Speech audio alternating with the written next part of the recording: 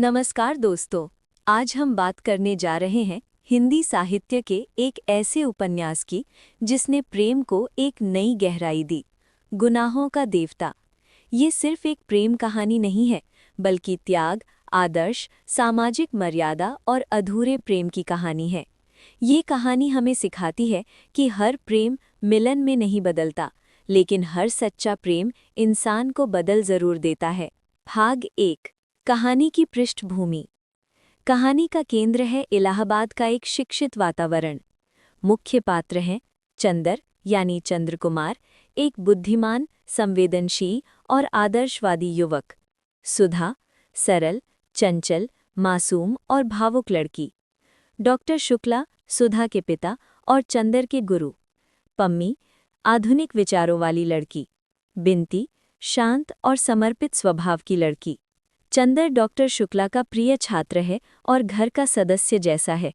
वहीं सुधा, डॉक्टर शुक्ला की बेटी, बचपन से चंदर के साथ बड़ी होती है।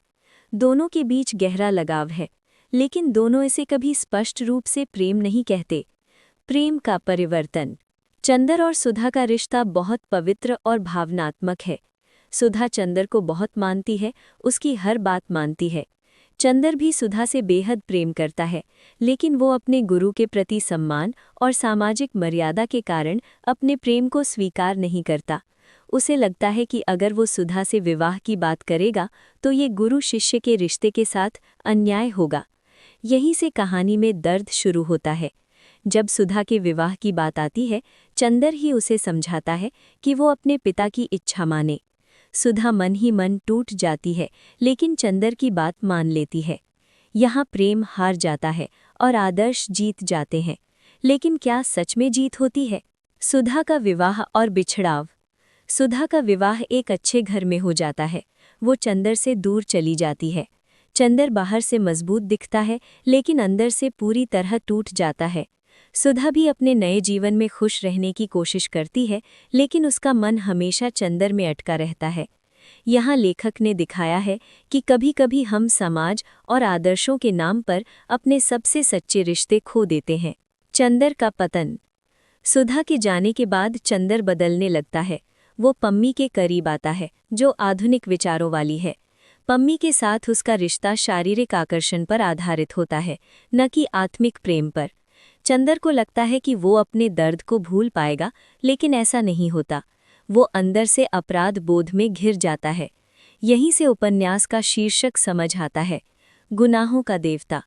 चंदर एक ऐसा इंसान बन जाता है जो प्रेम में पवित्र था, लेकिन अपने ही आदर्शों और कमजोरियों के कारण अपराध बोध में जीता है। सुधा की मृत्यु।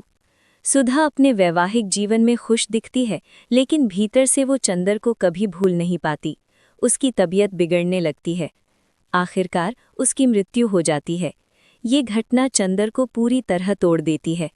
अब उसे एहसास होता है कि उसने अपने अहंकार और आदर्शों के कारण सच्चा प्रेम खो दिया। अंत और संदेश। उपन्यास का अंत बहुत भावुक है। चंदर समझ जाता है कि प्रेम को त्यागना हमेशा महानता नहीं होता। कभी-कभी प्रेम को स्वीकार करना भी साहस होता है। लेखक ने ये दिखाया है कि आदर्श जरूरी हैं, लेकिन भावनाओं को कुचल कर नहीं। प्रेम अगर सच्चा है तो उसे सम्मान देना चाहिए। गुनाहों का देवता हमें सिखाता है कि प्रेम सिर्फ पाने का नाम नहीं है, बल्कि समझने, स्वीकार करने और कभी-कभी खो देने का नाम भी है। चंदर और सुधा की कहानी हमें ये सोचने पर मजबूर करती है कि क्या हम भी कहीं अपने जीवन में ऐसे फैसले ले रहे हैं जिनका पछतावा हमें बाद में होगा।